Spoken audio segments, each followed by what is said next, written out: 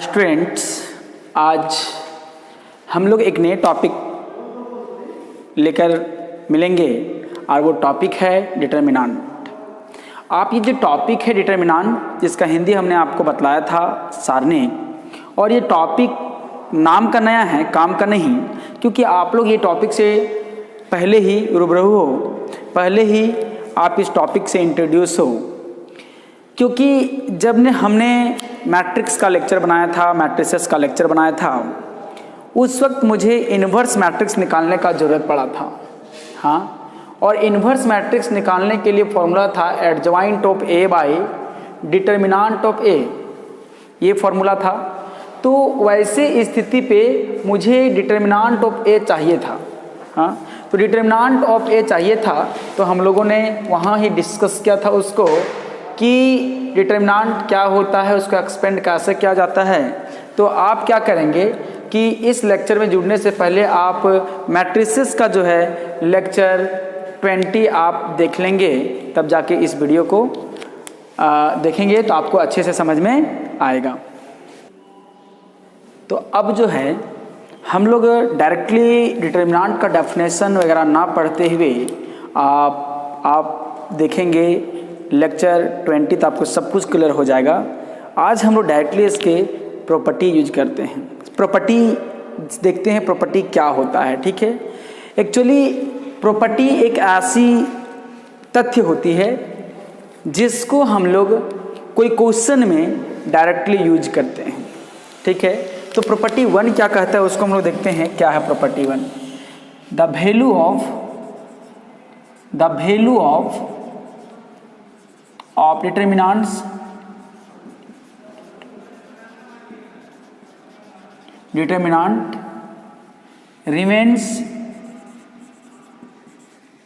remains unchanged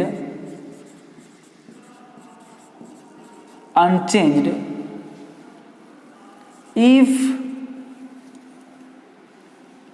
rows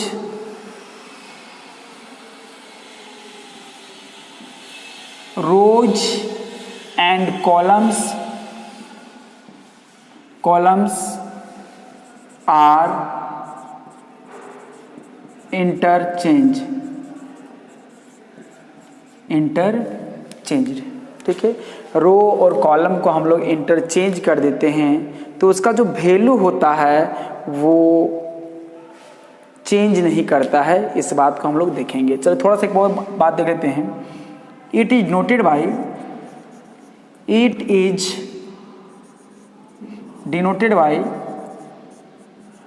denoted by del dash and known as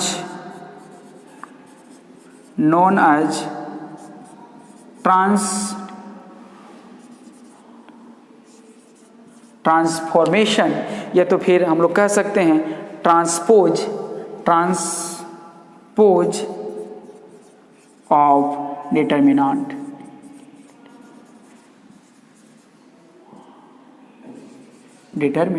ठीक है, तो हम लोग क्या करेंगे, जरा गौर करेंगे, ध्यान देंगे। चलिए हम लोग एग्जाम्पल दैट इज पहले लिखते हैं, उसके बाद हम लोग एग्जाम्पल में देखते हैं क्या है। मान लेते हैं कि डेल्टा इक्वल टू हमने लिया है, एक ऐसा लिया है A11, A12, A13 एंड इसको होगा 21 होगा, A22 होगा, A23 होगा, A231 होगा, A32 होगा, A33 होगा। यही ना। सबसे पहले आपको बता दें कि डिटर्मिनेंट आप देखोगे तो डिटर्मिनेंट उसी मैट्रिक्स का पार्टिकुलर वैल्यू होता है जो स्क्वायर मैट्रिक्स होता है। तो डिटर्मिनेंट होने के लिए स्क्वायर मैट्रिक्स होना पड़ेगा। ठीक है, तो ज़रा गौर करेंगे, ध्यान देंगे।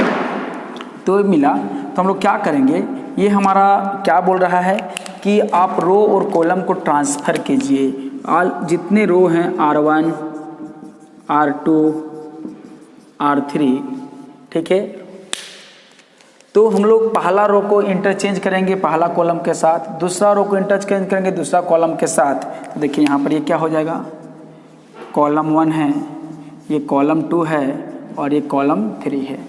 तो इसको चेंज करने के बाद हम लोग क्या करेंगे, उसको हम लोग ट्रांसपोज कहते हैं, डैश से दर्शाया जाता है। तो हम लोग क्या करेंगे, इस प्रकार मैट्रिक्स का ट्रांसपोज होता था, डिटरमिनेंट का भी होगा। तो देखिए A11, A12, A13 किसका है, रो 1 का है, तो आप इसको कॉलम 1 में लिखेंगे। तो A11, A12, A13 यही ना। फिर यहाँ पर क्या मिलेगा, A21, A22, A23, ये दूसरा कॉलम था, मैंने दूसरा रो था, मैंने दूसरा कॉलम बना दिया। A31, A32, A33 ये हमारा मिल गया। तो प्रॉपर्टी क्या कहता है, therefore by property of property 1 हम लोग क्या मिलेगा, डेल्टा इक्वल टू क्या मिलेगा, डेल्टा डैश मिलेगा। ऐसी स्थिति में हम लोग कहेंगे कि delta equal to delta dash मिलता है। तो ज़रा गौर करेंगे, मतलब प्रॉपर्टी यदि आप ऐसा कहीं किए हुए हैं, इसका मतलब है कि प्रॉपर्टी का यूज हम लोग कैसे करेंगे। मान लीजिए ऐसा कोई डिटरमिनेंट दिया गया है, इस डिटरमिनेंट को सॉल्व करने पर इसका 5 आया है, तो इसका ही वैल्यू कितना आएगा, 5 आएगा। तो इसका वैल्यू जानेंगे तो इसके थ्रू आउट हम लोग प्रॉपर्टी का प्रयोग करके इसका भी वैल्यू हम लोग निकाल सकते हैं। प्रॉपर्टी वो चीज़ होती है, ठीक है। तो चलिए हमने जो प्रॉपर्टी लिखाया है उसको हम लोग वेरीफाई कर लेते हैं एग्जाम्पल के साथ। तो देखिए हम लोग क्या करेंगे, हम लोग 2/2 लेते हैं। नाउ हम लोग 2/2 लेंगे ताकि हम लोग को सॉल्व करने में आसान होगा। 3/3 भी आप कर सकते हैं।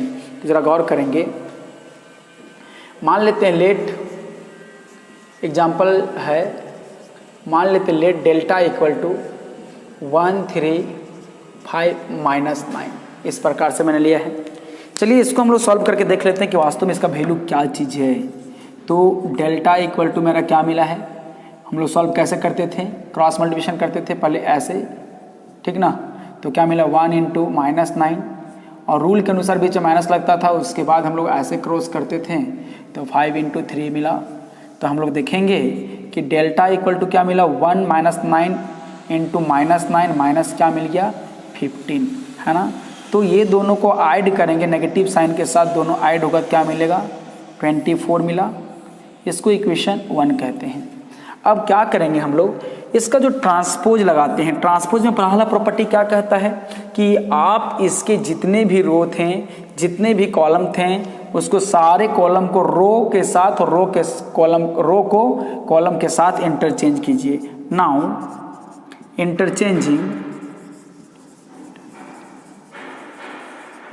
इंटरचेंजिंग रोज इनटू कॉलम्स, है ना। रोज को कहाँ चेंज करना है, कॉलम में। तो जब कॉलम में इस प्रकार से चेंजिंग आए तो उसको हम लोग ट्रांसपोज कहते हैं, डैश से यूज करते हैं। तो देखिए ये मेरा रो 1 था, इसको कॉलम 1 बनाएंगे तो 1, 3 हो जाएगा। ये मेरा रो 2 था, उसको कॉलम 2 बनाएंगे तो क्या मिलेगा, 5 और -9 मिलेगा। तो हम लोग यहाँ इसको अब एक्सपेंड करेंगे तो मेरा क्या मिलेगा, 1 × -9, बीच माइनस होता है, 3 × 5, यही ना। तो हमारा क्या मिला, डेल्टा डैश इक्वल टू क्या मिला, हम लोग देखेंगे कि -9 - 15, तो डेल्टा डैश इक्वल टू मिल गया हमारा, डेल्टा डैश मिल गया -24 मिल गया। तो इस प्रकार से इक्वेशन ये 2 हो गया। अब इक्वेशन 1 और 2 को हम लोग देखेंगे तो ये दोनों का दोनों न्यूमेरिकली वैल्यू सेम आए, न्यूमेरिकली दोनों का दोनों सेम है, ठीक है। तो ऐसा जरूरी नहीं कि 2/2 डिटरमिनेंट्स में ही होगा, वो 3/3 में भी होगा, 4/4 में होगा। तो इतना ना करके यदि मुझे ये डिटरमिनेंट का वैल्यू -24 पर मल्टीप्लाई है और इसके ऑपरेशंस को मैंने क्या क्या रो और कॉलम किया, तो मैं जब बिना एक्सपेंड किए हुए कहूँगा कि इसका भी वैल्यू क्या होगा, -24 होगा। प्रॉपर्टी को हम लोग ऐसे यूज करते हैं। तो हम लोग यहाँ कह सकते हैं कि फ्रॉम इक्वेशन 1 और 2 देखेंगे हम लोग क्या मिला, डेल्टा इक्वल टू क्या मिल गया बहादुरों, डेल्टा डैश मिल गया।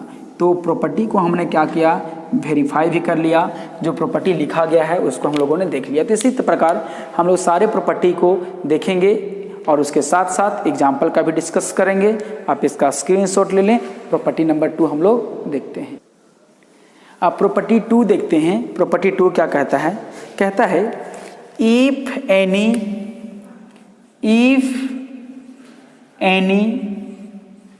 टू रोज, या तो फिर वो ऑपरेशन कॉलम में भी कर सकते हैं, और columns are interchanged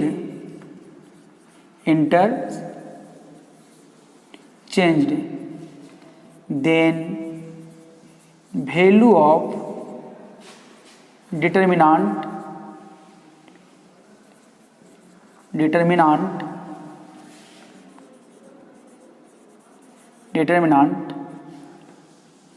having numerically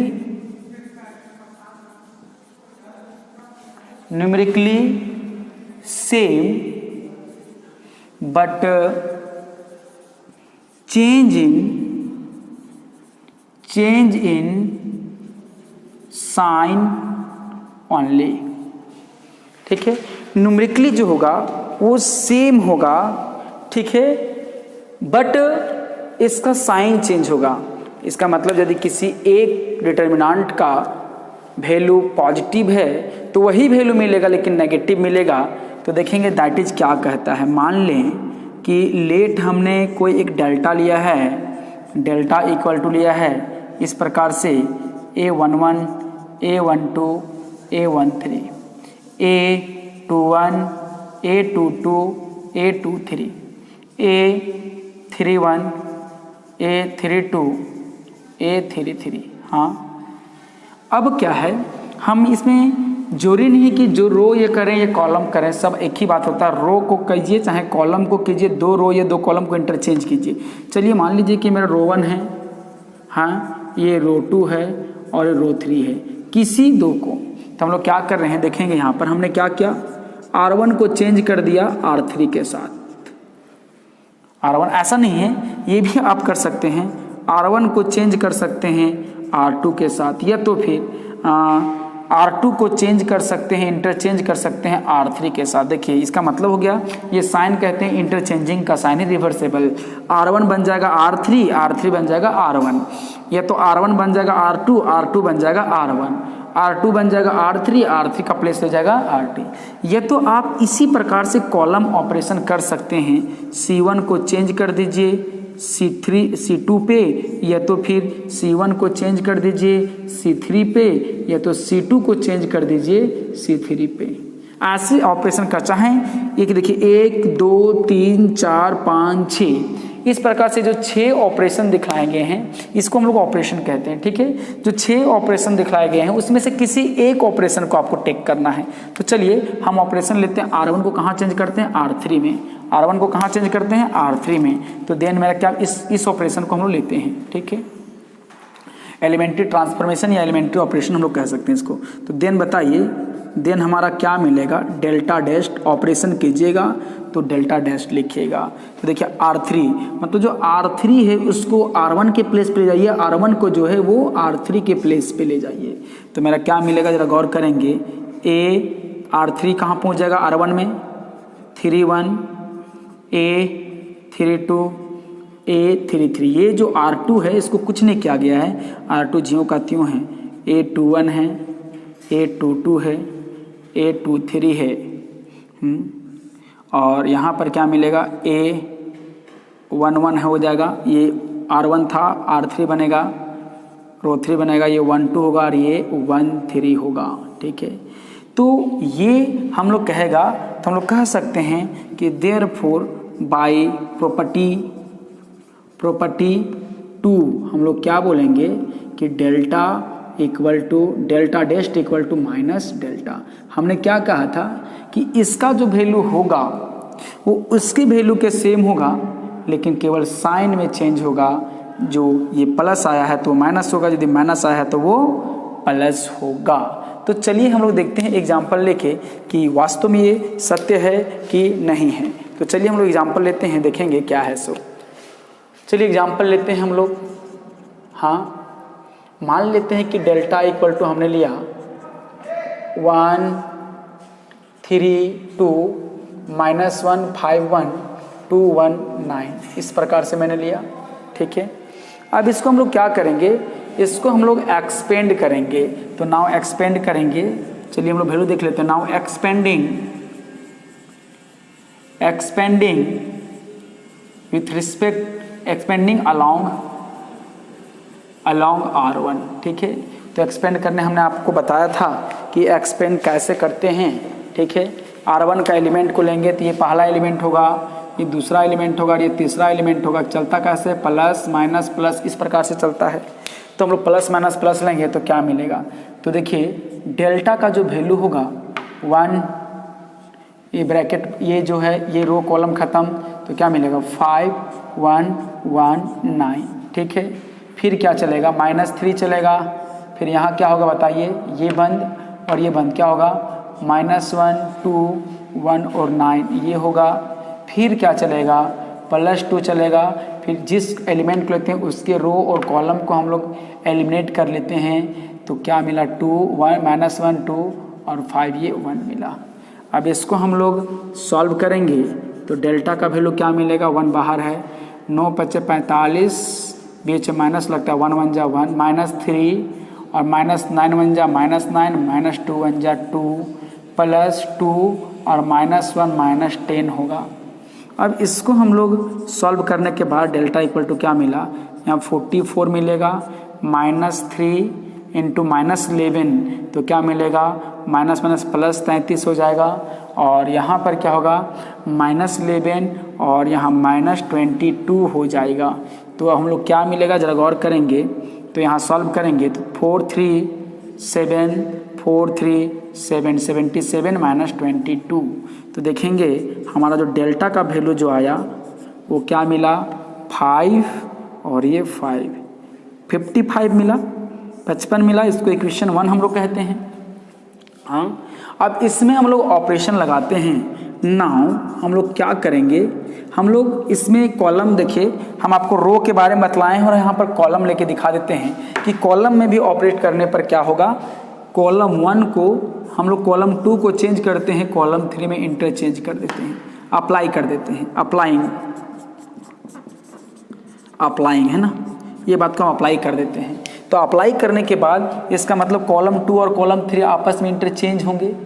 ये नोटेशन क्या है, इंटरचेंज का इसका मतलब होता है कॉलम 2 कहाँ पहुँच जाएगा, कॉलम 3 के पास, कॉलम 3 कहाँ पहुँच जाएगा, कॉलम 2 के पास पहुँच जाएगा। तो ज़रा गौर करेंगे, ध्यान देंगे क्या मिलेगा। तो जैसे ही हम लोग ऑपरेशन लगाएंगे तो डेल्टा नहीं, डेल्टा डेस्ट होगा, ठीक है। तो हमारा क्या मिलेगा, ये कॉलम 1 ये ऑपरेशन से बाहर है 2, अब ये इंटरचेंज करेगा तो मेरा क्या मिलेगा, 2 1 9 मिलेगा और 3 5 और 1 मिलेगा। अब इसको हम लोग क्या करेंगे, जैसा मैंने इसको एक्सपेंड किया इसको मैं एक्सपेंड करेंगे। नाउ एक्सपेंडिंग अलोंग R1, हमने आपको एक्सपेंड करने का भी तरीका बतलाया था, तो उसमें से हम लोग R1 का एक्सपेंड करेंगे तो क्या मिलेगा। नाउ देयरफॉर डेल्टा डेस्ट इक्वल टू हम लोग क्या मिलेगा, 1 लिया मैंने, ये बंद तो क्या मिला 1 9 5 1, ठीक है। बीच में माइनस चलेगा 2, फिर ये बंद और ये बंद, क्या मिला -1 2 5 और 1, फिर +3 चलेगा, इसके अनुसार प्लस माइनस प्लस चलता है। तो मेरा क्या मिलेगा, रो 1 में प्लस माइनस प्लस, दूसरा में रो 2 में माइनस प्लस माइनस, तीसरा में प्लस माइनस प्लस। तो देखिए 3 मैंने लिया तो क्या मिला, -1 2 1 और 9 मिला। अब इसको एक्सपेंड करने के बाद हम लोग क्या मिलेगा जरा गौर करेंगे, ध्यान देंगे। शायद आपको यहाँ दिख रहा होगा, तो देखेंगे आप क्या है, ये डेल्टा डेस्ट इक्वल टू 1 बाहर है, 1 1 जा 1 -9 × 45, -2 होगा, -1 -10 होगा, फिर +3 होगा, -9 -2 होगा, ठीक है। तो हम लोग इसको सॉल्व करेंगे, डेल्टा डेस्ट को सॉल्व करेंगे तो यहाँ ध्यान देंगे डेल्टा डेस्ट हमारा क्या मिलेगा। देखिए आगे हम लोग यहाँ डेल्टा डेस्ट निकालते हैं, तो डेल्टा डेस्ट मेरा क्या मिलेगा जरा गौर करेंगे। देखिए यहाँ पर मिलेगा -44 मिलेगा, यहाँ देखिए -1 और -10, -11 और माइनस प्लस क्या हो जाएगा 22 हो जाएगा। और यहाँ देखिए -11 -2 माइनस क्या मिलेगा, -33 मिलेगा, -33 मिलेगा। अब जरा गौर करेंगे, देखिए -9 और -2 -33 मिलेगा। अब इसको हम लोग ऐड करेंगे तो क्या मिलेगा, देखिए ये 77 में चला क्या मिलेगा, -55 मिलेगा। अब जब गौर करेंगे ये -55 मिला है तो यहाँ पर देखेंगे इक्वेशन 1 में ये जो है 55 जो है वो किसका वैल्यू है, आप देखेंगे डेल्टा का वैल्यू है। तो हम लोग क्या बोलेंगे, फ्रॉम इक्वेशन 1 क्या मिला, delta equal to minus delta. तो देखिए प्रॉपर्टी में इसी बात का जिक्र किया गया था कि यदि आप किसी दो रो या कॉलम को आपस में इंटरचेंज करते हैं, अदला बदली करते हैं, तो इसको इस रूप में लिखा जाता है। इसका मतलब R1 R2 ये छयों में से किसी दो को अप्लाई करते हैं, किसी एक को अप्लाई करते हैं, तो जो इसका वैल्यू आएगा वो भी इसका वैल्यू आएगा न्यूमेरिकली, लेकिन जस्ट क्या होगा, but change in sign only. यदि ये प्लस दिया है तो ये माइनस देगा, यदि ये माइनस दिया है तो ये प्लस दिया गया है। तो सोचिए इस प्रॉपर्टी का क्या फ़ायदा मुझे था। यदि ये डेल्टा है, हाँ, डेल्टा का वैल्यू सॉल्व करने के बाद 55 मिला है, 55 मिला है, और मैंने एक ऑपरेशन अप्लाई किया है C2 को C3 में, तो हम क्या करते हैं, अप्लाई करने के बाद यदि ऐसा कोई डिटर्मिनेंट दिया गया है तो बिना आओ देखते नहीं ताओ डायरेक्ट कहते हैं कि इसका 55 मिला है तो इसका क्या मिलेगा, -55 मिलेगा, और डायरेक्ट बिना एक्सपेंड किए हुए इसका वैल्यू हम लोग जान सकते थे। तो इस प्रकार से प्रॉपर्टी 2 आपका कंप्लीट हुआ। आप इसका स्क्रीनशॉट ले लेंगे। हम लोग प्रॉपर्टी 3 देखते हैं। प्रॉपर्टी 3 क्या कहता है वो ध्यान देंगे। देखेंगे प्रॉपर्टी 3 कहता है कि यदि कोई डिटर्मिनेंट का दो रो और दो कॉलम आइडेंटिकल हो, आइडेंटिकल कहने का मतलब सेम, तो वो क्या होता है, उसका डिटर्मिनेंट का वैल्यू जो होगा 0 होगा। तो हम लोग कहेंगे इफ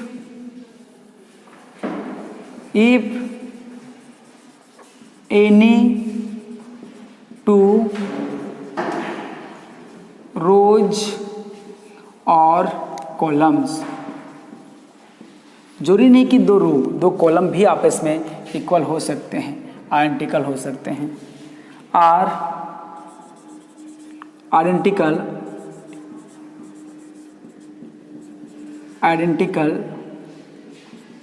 आइडेंटिकल का मतलब होता है एक समान, सेम, है ना। देन वैल्यू ऑफ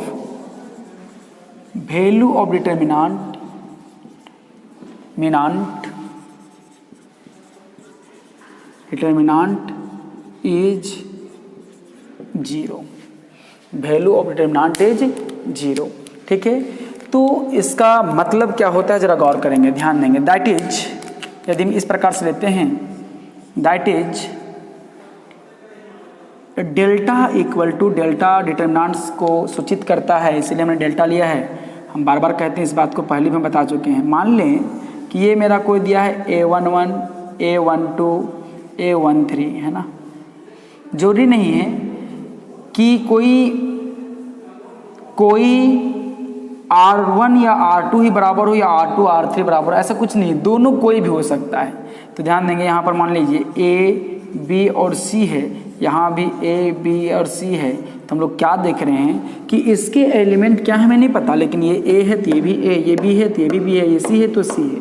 हाँ, तो ज़रा गौर करेंगे, हम लोग कह सकते हैं इसको कि देयरफॉर, सिंस बोलेंगे, सिंस ये मेरा क्या है R2 and elements of, since elements of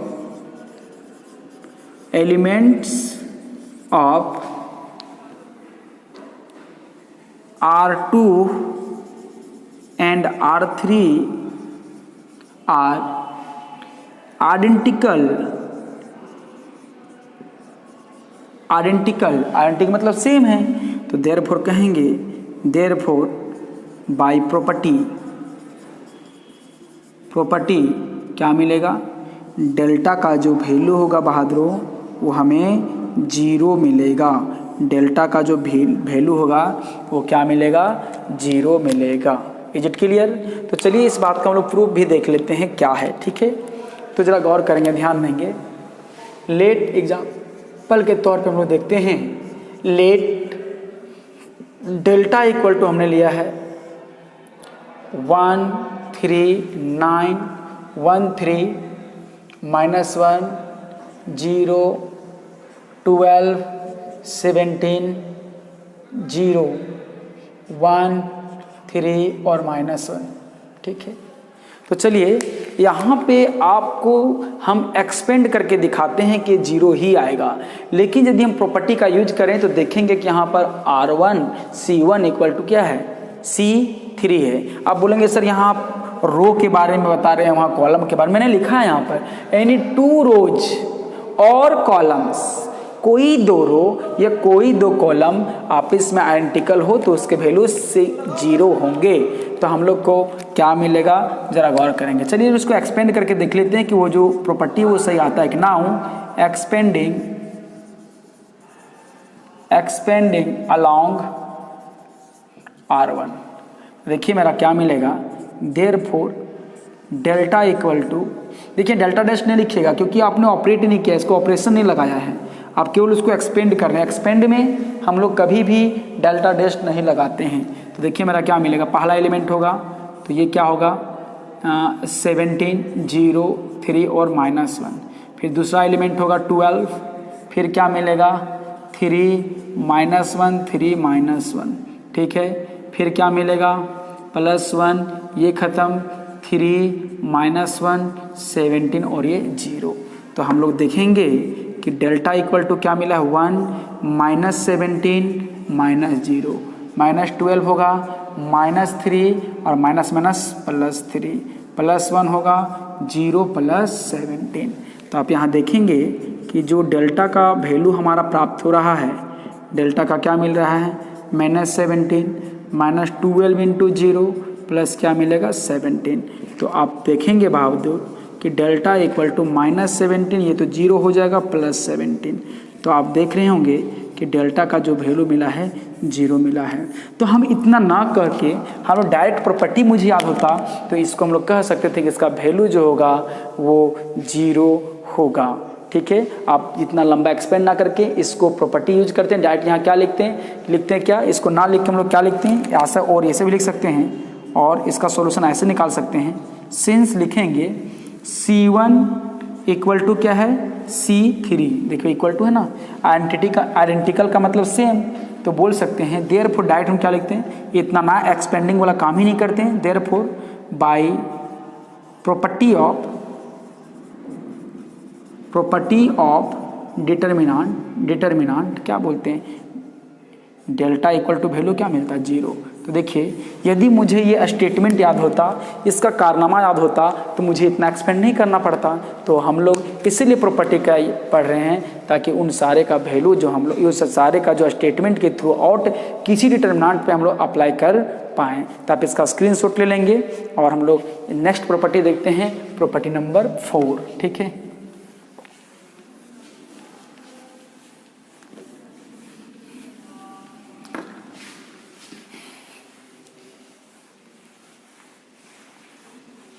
देखिए प्रॉपर्टी 4 क्या कहता है,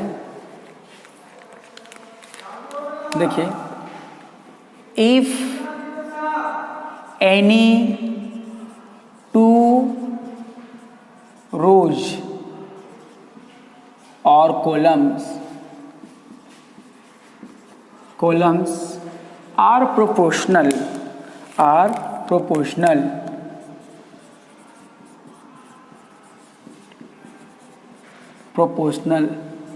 then value of determinant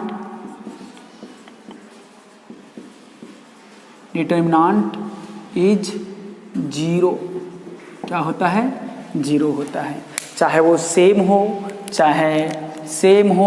चाहे प्रोपोर्शनल हो। प्रोपोर्शनल का मतलब थोड़ा समझ लेते हैं, ये होता है समानुपाती। ठीक है, देखिए समानुपाती जो होता है वो क्या होता है, जरा ध्यान देंगे। समानुपाती मतलब समान अनुपात से वो बढ़े। ठीक है, जैसे देखिए एक कोई रो है ना, देखिए एग्जांपल हम लोग देख लेते हैं। दैट इज, इसको समझ लेंगे हम लोग। दैट इज, मान लीजिए कि हमारा कोई एक डिटर्मिनेंट हमने लिया है, लेट को एक डेल्टा मैंने लिया है ना, इसका वैल्यू मैंने लिया है A B C। तो यहाँ पर क्या होगा KA, KC, हाँ, और यहाँ पर क्या लिखा मैंने, PQR, हाँ। तो ज़रा गौर करेंगे, ध्यान देंगे, यहाँ पे हम लोग देख रहे हैं कि A है, ये KA है, ये B है, KB है, C है और KC है।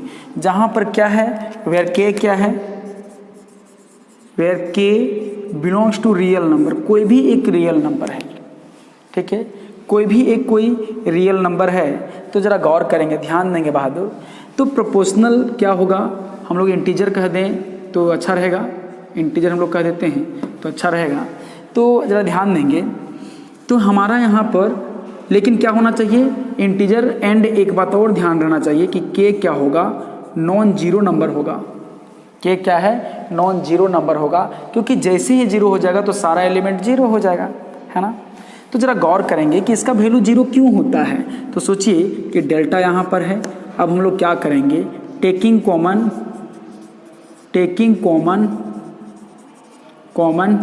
K फ्रॉम R2, ये R1 है, R2 है, तो R2, तो याद रखिएगा कॉमन लेके हम लोग बाहर मल्टीप्लाई के रूप में लिखते हैं, तो ये मेरा K हो गया।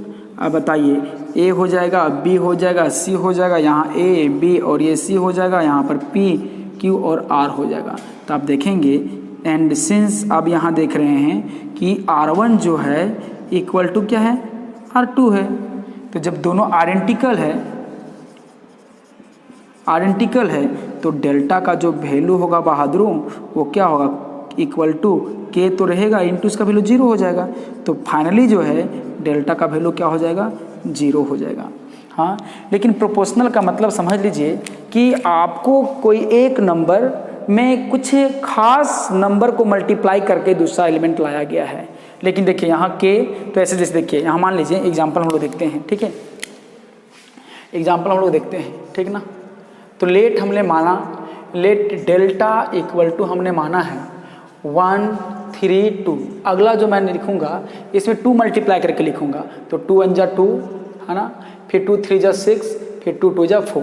तो इस प्रकार से मल्टीपल जो नंबर होगा तो यहाँ पर प्रोपोर्शनल इसी को कहते हैं। तो यहाँ पर मान कुछ लिख दिया 9, ऐसे कुछ लिख दिया मैंने, ठीक है। तो यहाँ हम लोग देखेंगे कि सिंस हम लोग कहेंगे, सिंस देखिए ये R1 है और ये R2 है, सिंस बोलेंगे R2 इज प्रोपोर्शनल टू किसका है, R1। ये बात कैसे पता चला बाबू कि R2 प्रोपोर्शनल है R1 का, क्योंकि सिंस हमने देखा कि all elements of R2 is getting by multiplying by 2 in elements of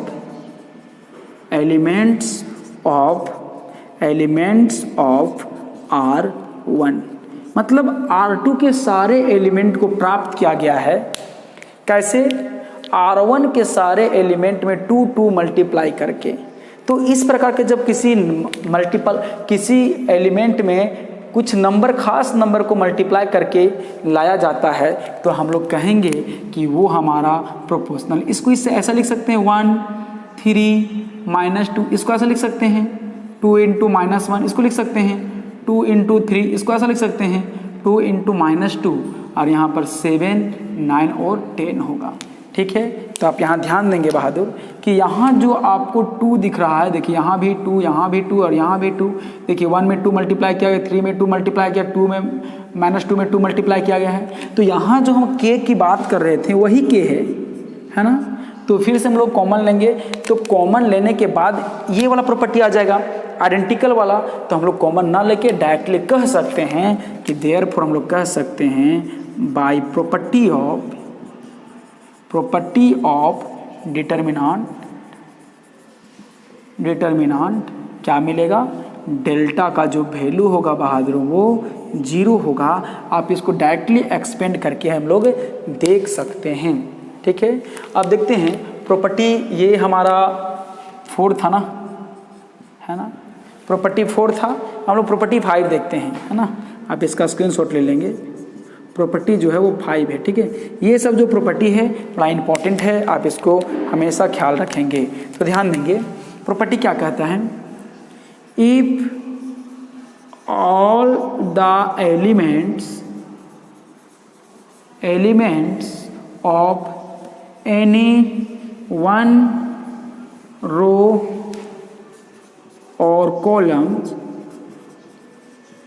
columns are 0, then value of determinant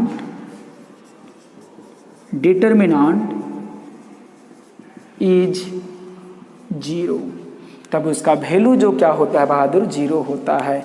आप एक्सपेंड करके देख भी सकते हैं। दैट इज, मान लें कि डेल्टा इक्वल टू क्या होगा, हमने लिया है 0 0 0 3 2 1 9 6 1, तो आप इसका बिना एक्सपेंड किए हुए क्या करेंगे, 0 लिखेंगे। आप इसको एक्सपेंड करके भी देख सकते हैं। जब R1 के अलॉन्ग एक्सपेंड करेंगे तो ये 0 इंटू कुछ मिलेगा, 0 इंटू कुछ मिलेगा, 0 इंटू कुछ मिलेगा। तो 0 प्लस 0 प्लस 0, 3 को 0 थोड़ी होता है, ऐसा बात थोड़ी तो लिखेंगे कि 0 प्लस 0 प्लस 0 इक्वल टू 3 को 0। हालांकि 0 के साथ अन्याय है ये, ठीक है। तो हम लोग 0 प्लस 0 प्लस 0 ही मिलेगा। तो ऐसा हम लोगों ने देखा कि इसका जो है वैल्यू हम लोग को मिल गया, वो 0 मिलेगा। ये भी बहुत इंपॉर्टेंट है, खास है ना। जरूरी नहीं है कि R1, ठीक है, R2 का भी हो सकता है एलिमेंट, R3 का एलिमेंट होता है, कॉलम 1 का हो सकता है, कॉलम 2 का हो सकता है, कॉलम 3 का हो सकता है, ठीक ना। तो हम लोग यहाँ पर ऐसा क्यों क्या हम लिखेंगे, यहाँ पर लिख दें ऐसा क्यों हुआ, सिंस हम लोग कहेंगे all elements of R1 R क्या है, 0 है। सारा का सारा एलिमेंट R1 का क्या है, 0 है। तो ये प्रॉपर्टी कहता है अच्छा 0 है तो तुम्हारा वैल्यू हम कितना देंगे, 0 देंगे, लड्डू देंगे। तो इस प्रकार से हम लोगों ने 5 प्रॉपर्टी को कंप्लीट किया है और कुछ प्रॉपर्टीज बाकी हैं। तो इस वीडियो को हम लोग यहीं तक रखते हैं। नेक्स्ट जो प्रॉपर्टीज हैं उसको हम लोग नेक्स्ट लेक्चर के साथ मिलेंगे। तब तक धन्यवाद।